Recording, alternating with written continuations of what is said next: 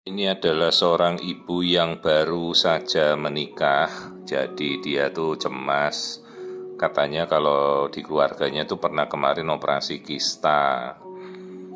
Terus saya takutkan, kenapa kamu cemas? Kalau cemas ya, tapi kan harus ada alasannya cemas. Oh, karena kakak saya kena kista, dok. Saya tanya lah, kistanya jenis apa? Nggak tahu. Ganas, jinak, nggak tahu. Harusnya ya jinak lah. Jadi dia ingin melakukan pemeriksaan kandungan saja setelah menikah. Saya bilang, kok nggak dilanjutkan sebelum menikah dulu periksanya gitu. Ini kita mengukur endometrium. Endometrium itu selaput lendir rahim yang menebal setiap masa subur dan luruh lagi pada saat menstruasi. Itu nanti kalau hamil muda ya, endometrium itu selaput lendir rahim yang menebal ya, bukan dinding rahim. Banyak orang salah kaprah menyebutkan penebalan dinding rahim, keliru. Dinding rahim itu ya kalau menebal jadinya miom, ya benjolan. Kalau selaput lendir rahim, nah itu tempat nempelnya janin. Ini yang kita cek ini sekarang mulut rahimnya, cervix namanya. Yang kalau sudah menikah ya kita pap smear ya setiap tahun untuk antisipasi jangan sampai terjadi suatu kondisi seperti kanker mulut rahim atau kanker serviks. Nah, jadi saya jelaskan, jangan ketakutan kakaknya ada kista terus kamu ketakutan juga ya, tidak, kita periksa saja.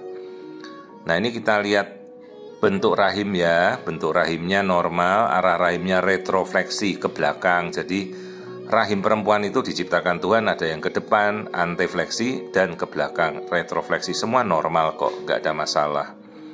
Juga tidak membuat sulit jadi hamil ya, tidak. Nah, ini yang bentuknya kayak segitiga terbalik, itu rongga rahim yang putih itu ya, itu endometrium, selaput lendir rahim yang menebal. Cocok, ini fase ibunya selepas masa subur, jadi kira-kira haidnya di awal Agustus, berarti kan sekarang sudah lewat masa subur. Ya, siklusnya siklus 30 hari, berarti masa subur hari ke-15.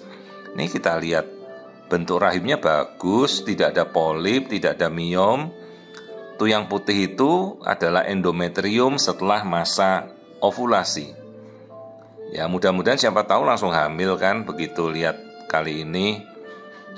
Ya, rahimnya normal. Terus kita lihat indung telur. Nah, indung telur, dia khawatir kakaknya ada kista. Lah, ini bukan kista, ini ovarium pasca ovulasi, itu namanya corpus luteum. Jadi sisa dari telur yang pecah pada masa subur, namanya corpus luteum.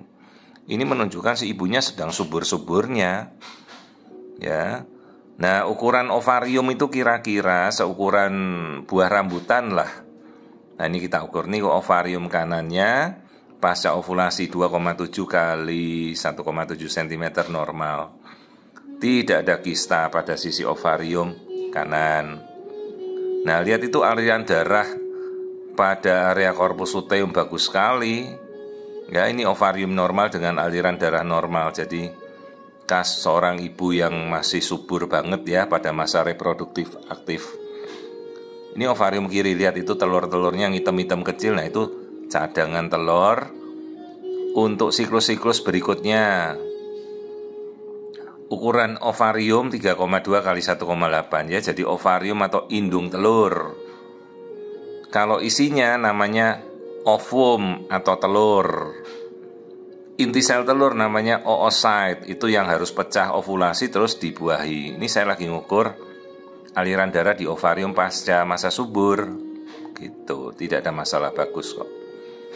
Ya, jadi si ibu kita jelaskan, lihat sendiri dia kan. Oh, telur saya bagus-bagus ya, dok. Iya, benar. Indung telur baik, aman. Terus rahimnya baik, nggak ada masalah. Nggak ada polip, nggak ada miom ya.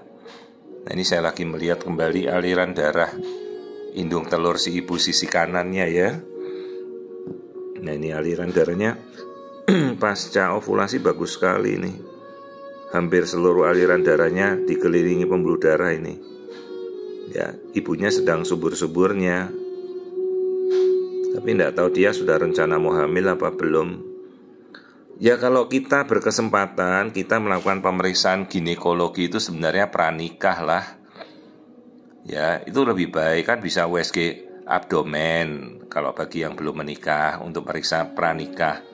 Kalau ini ibunya kan sudah menikah ya, saya periksanya dari transvaginal, kita bisa melihat aliran darah semuanya, telur bisa kita lihat, ovarium bisa kita lihat, uterus, rahim bisa dilihat, kalau ada miom, polip semua bisa kita cek ya. Jadi ini pemeriksaan ginekologi standar saja karena dia baru menikah, habis menikah ya. Mungkin masih belum rencana mau hamil, semuanya bagus kok, nggak ada apa-apa. Nah harusnya ini bisa kita lakukan sebelum menikah, jadi pemeriksaan itu ya.